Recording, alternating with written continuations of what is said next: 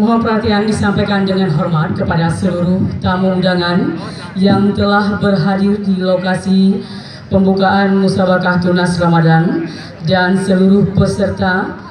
untuk berkenan menempati tempat yang telah disediakan panitia, mengingat para pimpinan telah tiba di tempat acara.